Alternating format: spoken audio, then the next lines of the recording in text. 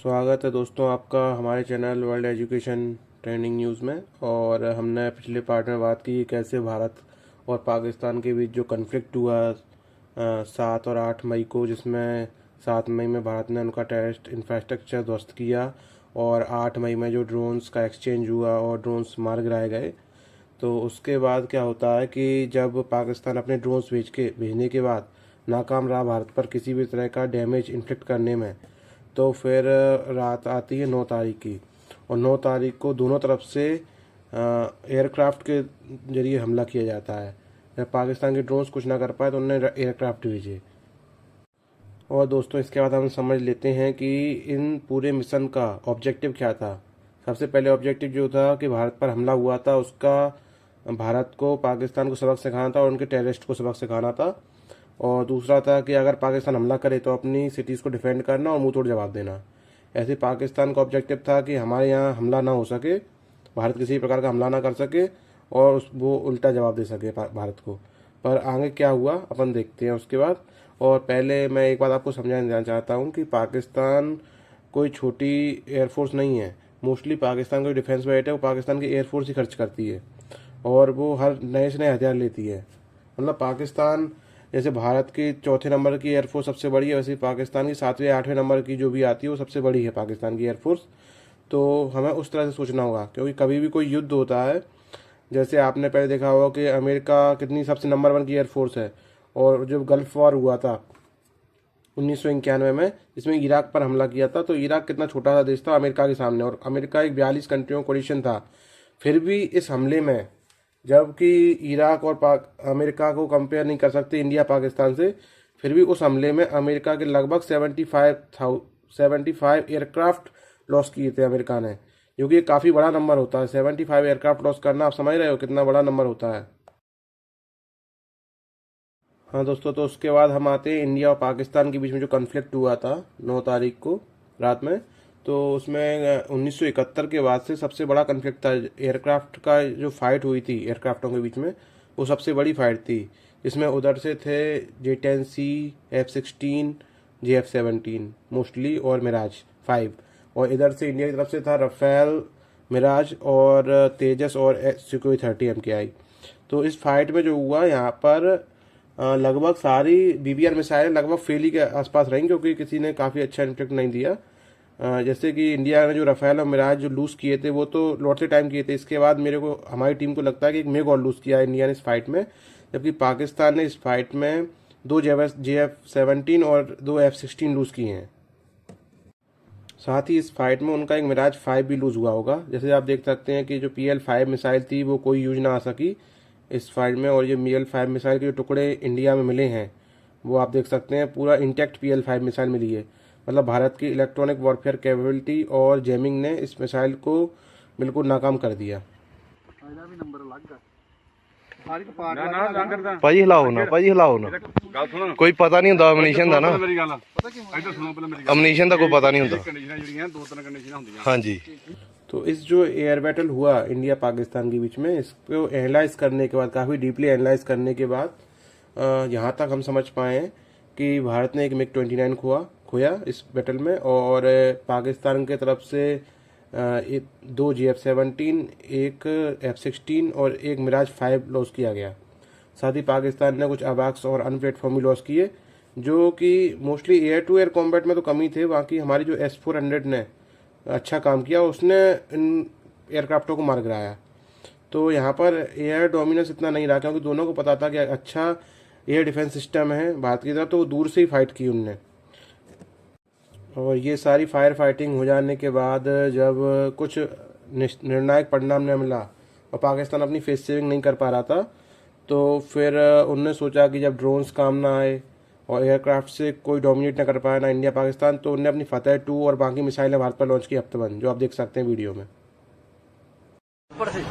देखो देखो देख देख देख कितनी चौड़ी तरह रखो बबलू। हाँ। देख ऊपर, देख ऊपर दिख रहा है भाई, दिख रहा है भाई। गया सतीश भाई, गया ओ गया गया गया गया गया गया ओ गया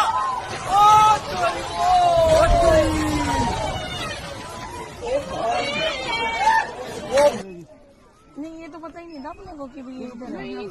ये तो अब है गिरता तो दिखा है, ये तो पता मैंने कहा उरे पड़ा मम्मी। तो इस इवेंट के बाद में पाकिस्तान अपनी मिसाइल लॉन्च की। हफ्ते 1, 2 और बाकी की जो उनकी मिसाइलें थी फतेह वगैरह, तो सारी लॉन्च करके देख ली 10 तारीख में। पर उनका भी वही हाल हुआ जो बाकी का, क्योंकि भारत का एयर डिफेंस इतना मजबूत था कि ये सारी मिसाइल आप देख ही सकते हैं कहीं डली हुई है जो टूट के। तो भारत का एयर डिफेंस और बाकी का भारत का काउंटर यूएस सिस्टम जो आकाश तीर और बाकी के सिस्टम है, तो उनने इतना अच्छा काम किया कि ना भारत पाकिस्तान की मिसाइलें काम आई, ना ड्रोन्स काम आए, ना एयरक्राफ्ट काम आए। तो यहाँ पर टोटली पाकिस्तान लॉस हो चुका है 10 तारीख को। इसके बाद इस भारत के काउंटर यूएस सिस्टम की भी मैं आपको एक झलक दिखाना चाहता हूँ कि कैसे हमने उनके ड्रोन्स को इंटरसेप्ट किया। आप देखिए इस वीडियो को।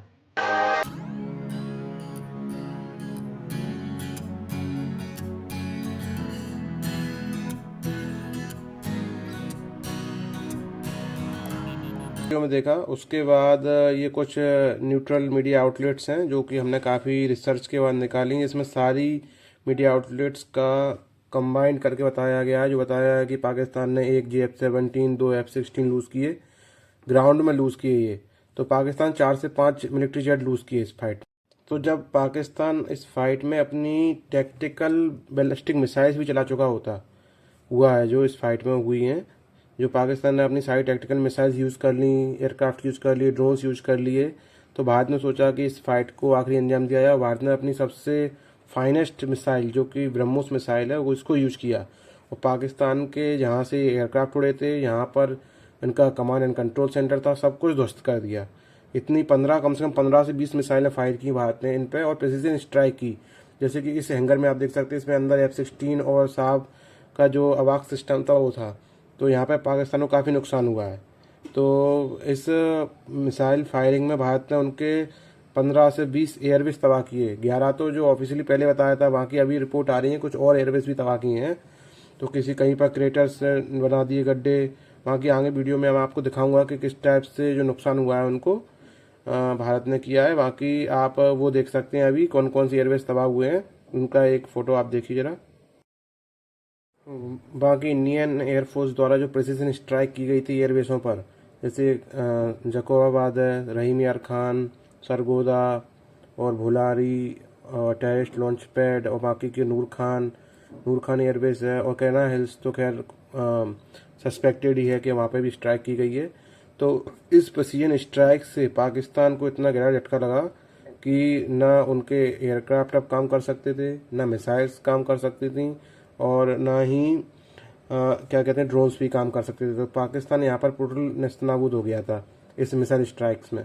तो यहाँ पर भारत के जो हीरो थे वो S-400 और बाकी एयर डिफेंस सिस्टम और ये मिसाइल स्ट्राइक्स, क्योंकि एयरक्राफ्ट फाइटिंग में लगभग मामला बराबरी का रहा है, थोड़ा बहुत 19-20 रहा, जिसमें बात थोड़ा बहुत 19-20 रहा।